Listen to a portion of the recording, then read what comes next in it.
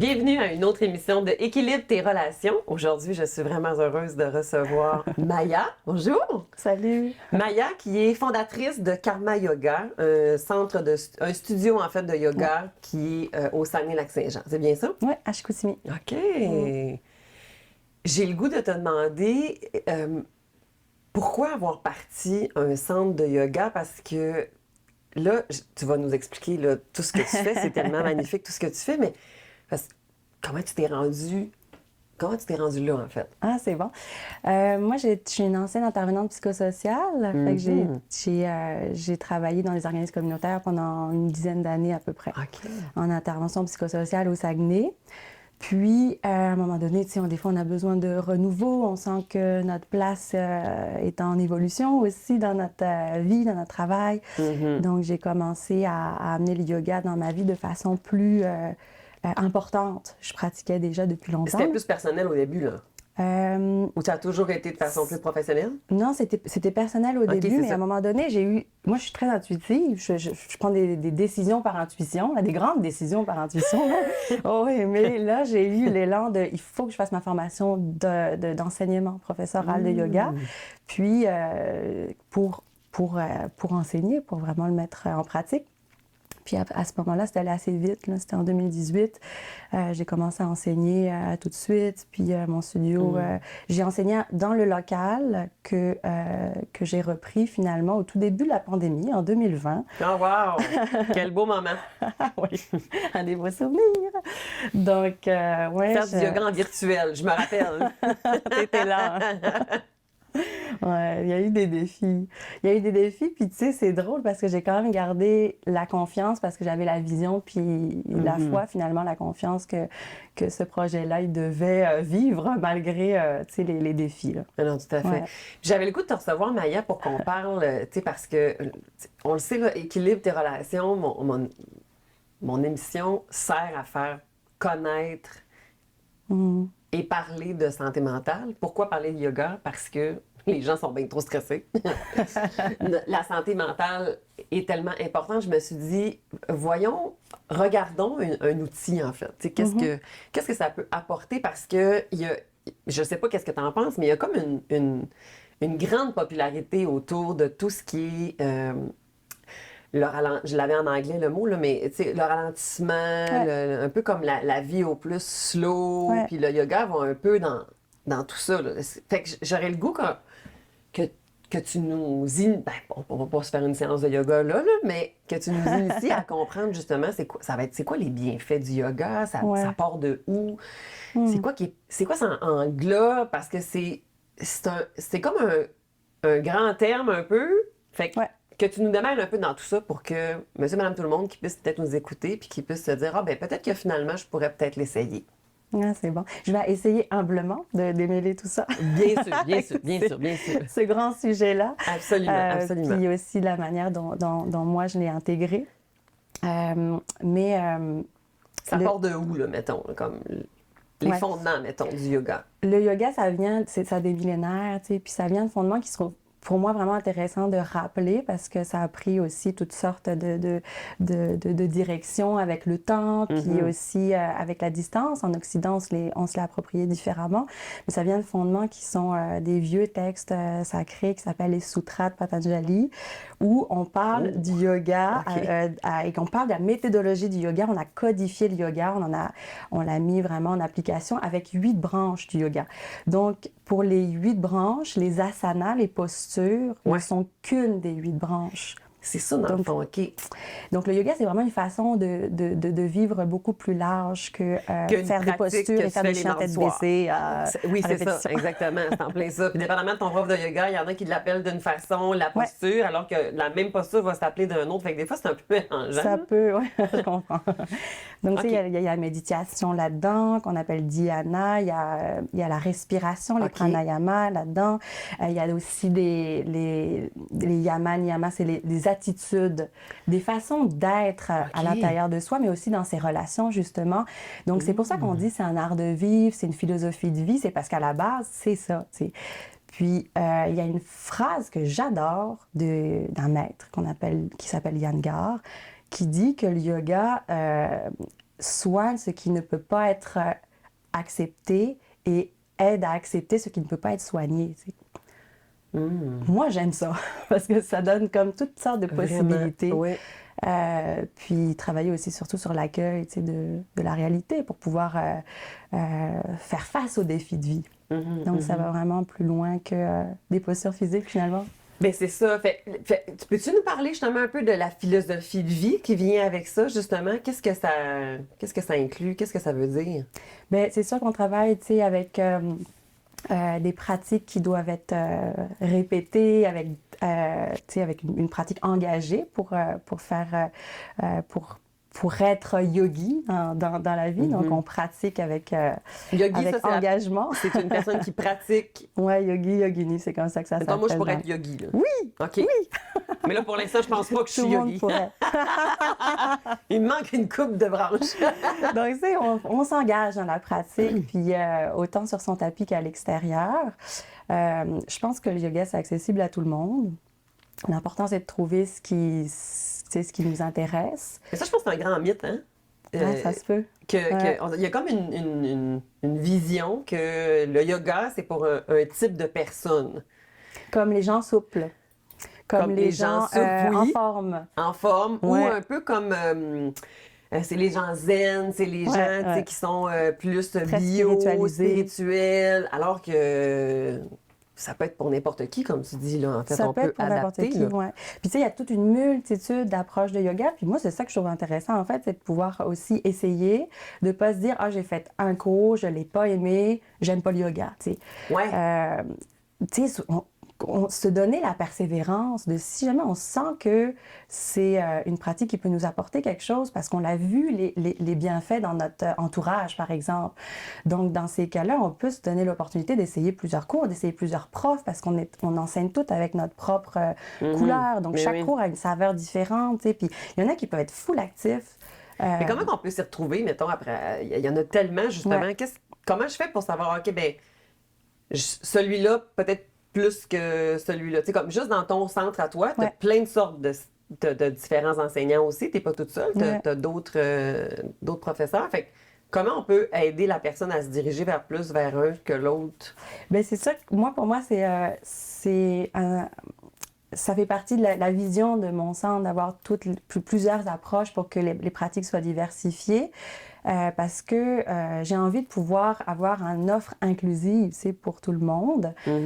Comment qu'on s'y retrouve? On peut d'abord aller voir vraiment les descriptions de cours, ne pas y aller au hasard. Ouais. Ou alors y aller au hasard, mais par intuition, c'est parce qu'on a l'élan vraiment d'aller à ce Ou par ce plage cours-là. horaire. Moi, c'est comme ça que je fonctionnais. Mais c'est vrai, j'ai des élèves Je suis disponible là, fait que c'est ça que je vais prendre, là, tu sais. Mais c'est bien correct aussi. peut-être... Mais c'est Ça peut-être se pas peut nécessairement que ça- adapté pour moi non plus, par exemple. Exact, ça se peut. Donc, tu sais, aussi y aller avec, en se renseignant avec le studio ou avec la professeure. Puis, tu sais, il y a aussi une histoire de qu'est-ce qu'on est à l'intérieur, puis c'est quoi qu'on a besoin. Fait que si jamais tu es quelqu'un de full active, tu sais, de full feu, de vraiment avec beaucoup d'énergie vitale, qui a peut-être besoin de canaliser, puis de respirer, puis de se détendre, ça se peut que ce soit bon pour toi d'aller dans un cours plus tranquille, de relaxation, de méditation, tu sais, vraiment de ralentissement. Puis pour des gens qui ont besoin de se donner des petits pushs d'énergie vitale, aller chercher un cours peut-être plus actif. Puis c'est pas une règle non plus, parce qu'on a besoin dans la pratique d'avoir du plaisir. Fait que moi, par exemple, je suis une personne qui a quand même une bonne énergie de feu. Bien, j'adore ça, les cours actifs quand Ben même. oui. Mais tu sais, actif ne veut pas dire déconnecté de soi du tout, là. Non. C'est ça aussi la beauté de si on appelle ça yoga, c'est parce qu'il y a une pratique intérieure. Yoga veut dire union en sanskrit. Le sanskrit, c'est une vieille langue de l'Inde. Donc, tu sais, veut dire union de toutes les parties de soi. Donc, on a besoin d'avoir cette écoute-là. On parle du corps, on parle, tu sais, de nos pensées, on écoute ses émotions, on ressent son énergie, tu sais. Est-ce qu'on peut dire que si une personne a de la difficulté à faire du yoga ou à maintenir des positions, ça veut dire que justement, elle n'est pas en union avec soi-même? Ben, ça veut dire qu'il y a des défis comme tout le monde. On est tous sur le chemin, là. Ouais. Est-ce que quand on fait une pratique de yoga, est-ce que je suis obligée d'aller avec la méditation? Il y en a qui n'aiment pas ça, la méditation. On peut-tu comme démêler les deux ou est-ce que yoga vient automatiquement avec tout ce qui est respiration, méditation? Bien, c'est-à-dire que en Occident, c'est sûr que le yoga, il s'est un petit peu amalgamé avec une pratique sportive par moment, Ouais. et uniquement physique. Mais à la base, le yoga, il inclut la respiration, il inclut la méditation, mais ça peut être bien dosé, tu sais, pour un cours qui te convient à toi, sans mettre trop d'emphase là-dessus. Mais c'est sûr que pendant nos postures, on veut respirer, on veut amener notre respiration consciente parce que notre respiration, tu sais, elle vient activer le prana. Le prana, c'est l'énergie de vie. Donc, ce qu'on veut, c'est refaire circuler notre énergie vitale. Puis, la respiration, elle peut avoir plein de bienfaits. Elle fait descendre le taux de cortisol, tu sais, le taux de stress. Elle permet aussi de faire voyager notre présence si on se focus sur notre respiration. Parce que la plupart des gens ne respirent pas très bien, n'est-ce pas? Non, hein? on apprend à respirer pas mal sur son tapis, des fois après des années de pratique. Là. Peux-tu justement nous expliquer quand on rigole un peu en disant qu'on ne respire pas bien, mais qu'est-ce que tu constates effectivement quand... Je crois qu'on respire 15 à 20 000 fois par 24 heures de façon totalement inconsciente. Donc, c'est sûr que de mettre quelques respirations conscientes, ça amène aussi de se rencontrer, de revenir à l'intérieur, tu sais, puis de s'habiter, de s'incarner. C'est aussi ce qu'on oublie un peu en Occident parce qu'on est full dans la performance, on va vite. Fait que c'est de revenir en dedans puis c'est vraiment rentrer en contact avec soi. Donc la respiration, c'est quand elle est inconsciente, souvent elle est avec le haut de la cage thoracique. C'est ça, juste ici. Là. Souvent, on survit. Moi, c'est ça que je trouve. C'est que là, on survit, on vit. Mais une vraie respiration, ça engage. Ça engage le bas du ventre. Puis, tu sais, on peut le faire si jamais. OK, on le fait. Si on allonge la colonne vertébrale, on dépose les pieds au sol. Puis, une main sur le cœur, une main sur le bas du ventre. On fait juste relâcher les épaules, relâcher les coudes, fermer les yeux. Et juste déjà être en contact avec le souffle qui vient voyager dans la cage thoracique, mais aussi dans tout le système respiratoire, puis sous nos mains. Et qui vient voyager pour créer de l'espace à l'intérieur de soi, pour créer de la détente, pour créer tranquillement le calme intérieur, faire voyager notre présence. Puis on peut essayer de faire gonfler le bas du ventre en poussant doucement sur la main qui est dans le bas du ventre et faire dégonfler le bas du ventre quand on expire. Est-ce qu'on est censé expirer par la bouche ou expirer par le nez? Alors, bonne question. On peut expirer par la bouche de temps en temps, parce que ça permet d'avoir vraiment un lâcher-prise encore plus important, mais pas toute la journée, puis pas toute la pratique. OK. Par contre, on inspire par le nez plutôt et on peut, par exemple, arriver à expirer par la bouche quelques fois, puis ensuite... Parce qu'une inspiration plus courte qu'une expiration, de toute façon, ça envoie un message à notre système nerveux qui est « tu n'es pas en danger ». C'est ça, ça calme direct. direct. Ça. Ouais. On vient de faire quoi, là? Quelques secondes, puis déjà, c'est différent. Tu sens la différence, moi oui. aussi. Mais en plus, juste quand on ferme tes yeux et on t'écoute, Maya, c'est tellement mélodieux, ta voix, là. Je me pratique. Oh mon Dieu!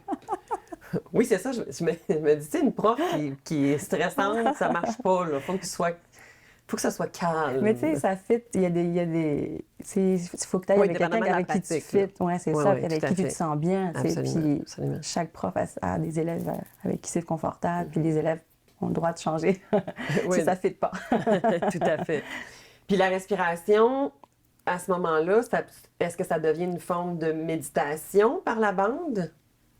Oui, la respiration peut... c'est un des outils de la méditation, absolument. Tu sais, la méditation, c'est l'orientation du mental dans sa vraie vérité, dans le fond. Comme si on venait orienter nos pensées vers ce qu'on est vraiment. C'est au-delà du narratif, au-delà des histoires, au-delà de, tu sais, du... Il y a beaucoup de gens qui ont de la difficulté à faire de la méditation. C'est vraiment... Oui, c'est demandant. Ça demande... C'est un effort répété, puis en plus qui doit aussi être fait avec détachement, tu sais. Fait que... Mais de nous, mettons, ça serait quoi la définition pour toi de la méditation? Parce que ça aussi, c'est un peu le cafouillage. Là. Il y a beaucoup de personnes qui se disent des fois comme la méditation, ça veut dire qu'il ne faut pas penser. Non. Qu'est-ce que tu penses de ça? Mais voilà. Je voudrais pas faire taire le mental parce que notre mental, il est source de création.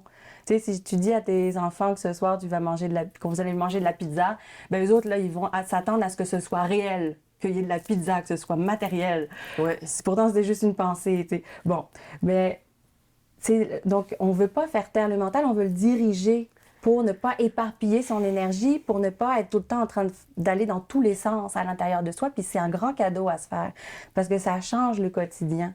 Donc, de diriger le mental, et ça c'est une pratique, ça se fait petit à petit. Il y a plein de recherches qui montrent les bienfaits de la méditation sur toutes les connexions neuronales, par exemple. Donc, ça vient vraiment engager un chemin pour pouvoir avoir une concentration vers l'intérieur de soi, vers ça amène plus de focus, là, en fait, dans le fond. Plus de focus, plus de connaissance de soi, sur ses sensations, sur ses réactivités. Donc, tu es en train de me dire que de la méditation, ça veut dire que même si, mettons, je suis en train de penser à toute ma to-do list, c'est quoi? C'est que j'accepte que c'est là, mais je fais rien avec ça? Tu peux accepter que c'est là, puis rediriger. Mettons, tu rediriges vers où? Ben, ça peut être ta respiration. La respiration, par exemple. OK. Ça peut être les sensations de ton corps. Un mantra? Il y en a qui c'est avec des oui, mantras. Un mantra, c'est avec une vibration, puis la vibration, elle a une fréquence particulière. Donc, ça vient aussi agir sur ta propre fréquence. Moi, j'adore les mantras. OK, mais mettons, là, pour les gens qui nous écoutent, un mantra, qu'est-ce que c'est? Ça veut dire quoi? Ça veut dire quoi? Il y en a tellement que ça dépendrait des mantras. Okay. Mantra, c'est man pour mental, tra pour outil. En gros, c'est un outil du mental en sanskrit. Donc, c'est des sons qui font vibrer, qui vibrent à l'intérieur de soi, puis qui ont été répétés depuis des millénaires en sanskrit. Donc, c'est pour ça qu'on chante des mantras en sanskrit. C'est pas une phrase prise comme ça au hasard, là.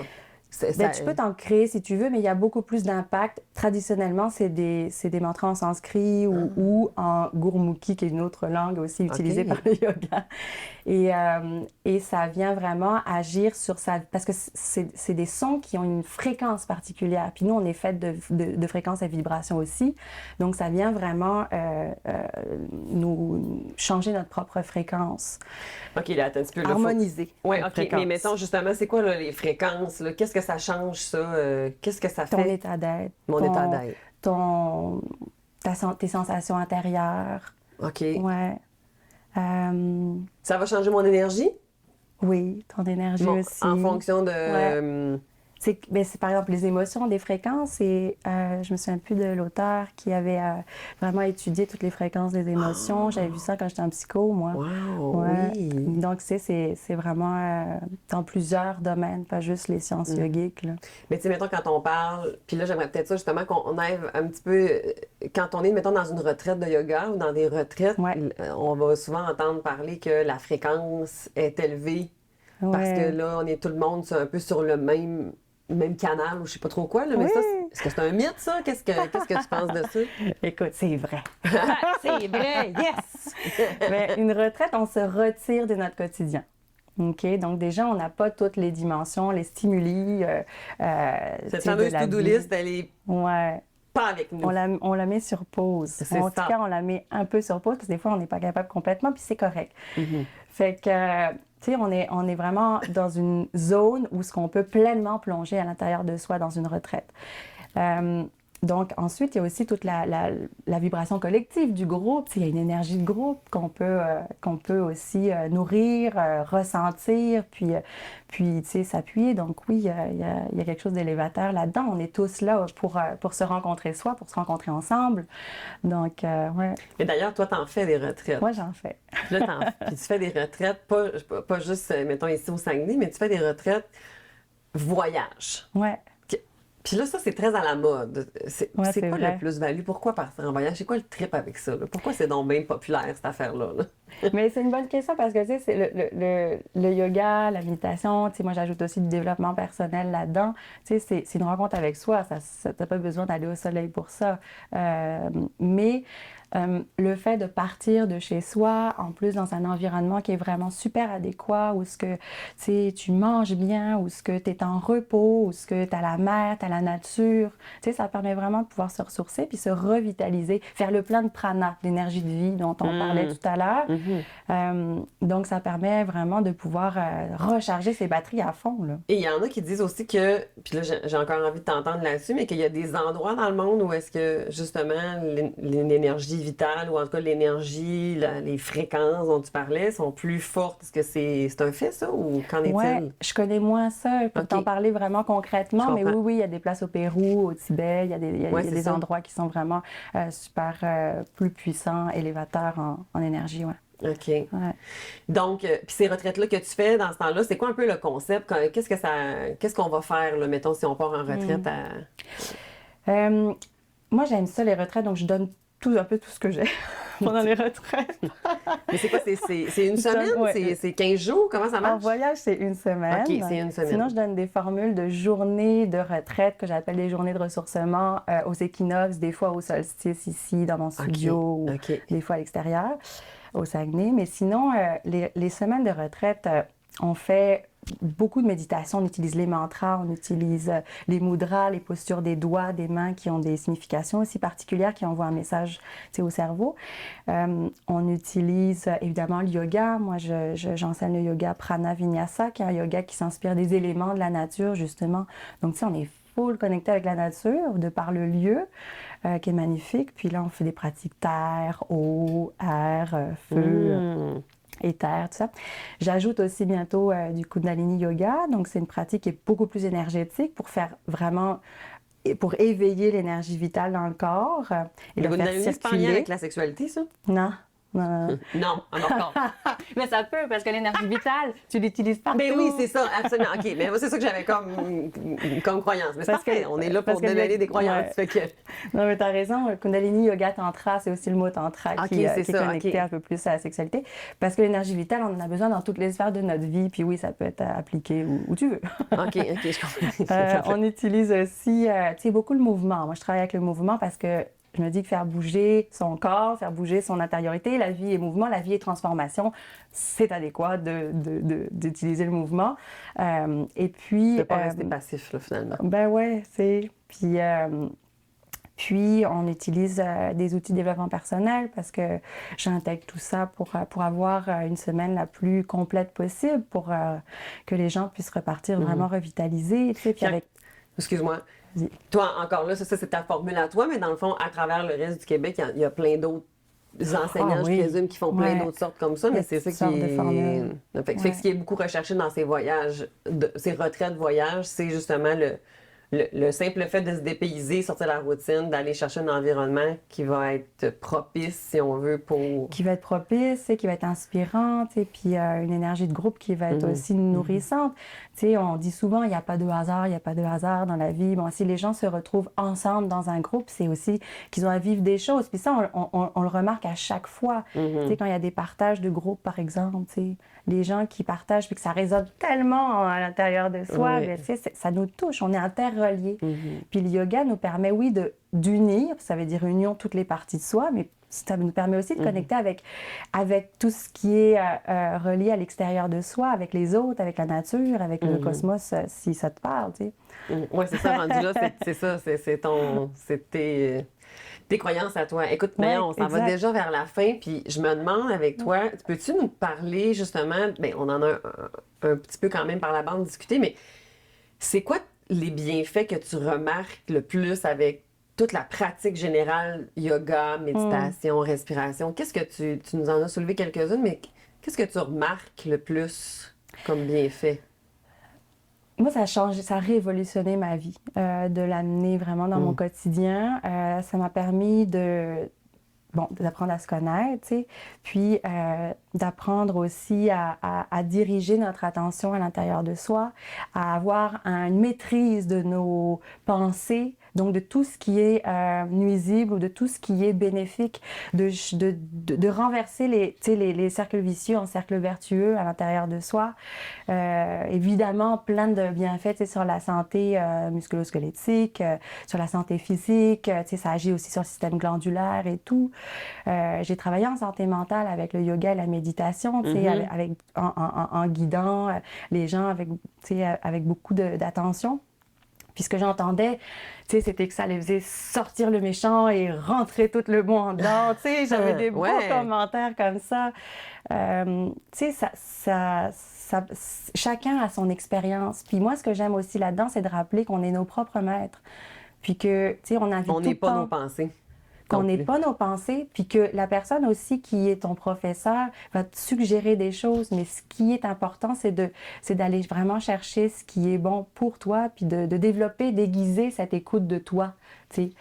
Et ça peut révolutionner la vie. Tellement, d'être en connexion avec son propre pouvoir.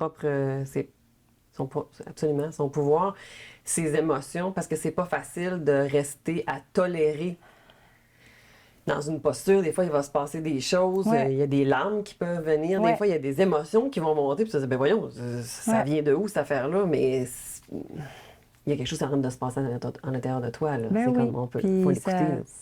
Il faut l'écouter, puis il faut le laisser aller si ça a besoin, Vraiment. Ouais. Oh, c'est tellement génial, j'adore ça, mon Dieu. J'ai commencé, puis j'étais comme plus nerveuse, pas nerveuse, mais nervée en fait. Puis là, je suis comme, mon Dieu, j'ai juste le goût de m'étendre sur un tapis. On va faire ça. Est-ce que, avant qu'on se laisse, est-ce qu'il y a des choses que tu dirais à quelqu'un qui veut s'initier, mais qui n'est pas certaine? Tu sais, pour favoriser. Je dirais de l'essayer, d'écouter son intuition pour choisir, de ne pas se décourager. Des fois, après 1 ou 2 cours, tu sais, ça va vite, c'est des nouveaux mots, tu sais, de persévérer. Moi, c'est beaucoup ça que je suggère aux gens, surtout s'ils sentent que ça leur fait du bien, puis d'y aller énormément à leur rythme dans les pratiques. Mais si tu n'es pas capable de faire la posture, ça ne veut pas dire que tu n'es pas en train de faire la pratique pareil. Exact, tu sais. Parce que ça devient une performance. Exactement. Je suis censée être comme ça, mais c'est pas grave si puis mon corps n'est pas capable, puis je suis pas bonne. Là, on n'est pas dans la posture yogique intérieure. Pas ça, lui, là. C'est pas grave, OK, c'est ça. Ouais. Fait que, tu sais, y aller vraiment avec... en s'autorisant à écouter ses limites, en s'autorisant, tu sais, à ralentir s'il faut. Je pense un bon praticien ralentit quand il a besoin, puis, tu sais, prend des postures plus douces quand il faut. Moi, j'adore ça quand j'ai un cours avec des élèves vraiment de différents niveaux, différentes expériences, puis toutes les options sont prises, puis je sais qu'il y a des gens qui pratiquent depuis super longtemps, qui font quelque chose de plus doux ce soir-là parce qu'ils ont besoin. Fait que, tu sais, de s'écouter, là, c'est au cœur de la pratique. Oh, c'est tellement génial. Oh, j'aime ça. Là, bien sûr, t'es avec Maya, nous, t'es avec nous au Saguenay, mais je veux dire, partout, en fait, dans le reste du Québec, des centres de yoga, il y en a à différents... Il y en a plein, c'est génial. C'est ça, il y en a. Il y en a partout, fait que c'est ça, en fait, qui est vraiment fabuleux. Maya, merci tellement d'avoir été avec nous. Si on veut avoir plus de détails, on peut aller sur tes réseaux ou sur ton propre site web aussi, en fait, Karma Yoga. Saguenay.com, absolument. Si on veut plus de détails aussi sur les retraites, ça peut être vraiment bien. Et merci pour juste ta présence. À chaque fois que je me retrouve à tes côtés, je suis tout le temps comme, oh mon Dieu, que je suis énervée comparativement à ton... Tu incarnes effectivement la posture yogi. Oh, ça, c'est un beau compliment. Mais c'est vrai, t'es toujours calme, tout le temps comme zen. Moi, je suis à côté et j'ai l'air d'un petit chien de prairie. Fait que c'est inspirant, en fait, de te voir aller par rapport à ça. Mais je trouve que c'est inspirant, tu sais, ça fait très cohérent. Tu sais, c'est ce qui est inspirant aussi, je trouve, là, mais donc, voilà. Merci. Merci pour l'invitation. Ça m'a fait vraiment plaisir de parler de tout ça. Je trouve ça passionnant. Vraiment, vraiment. Tu es passionnante aussi à écouter. Merci, Cynthia. Merci.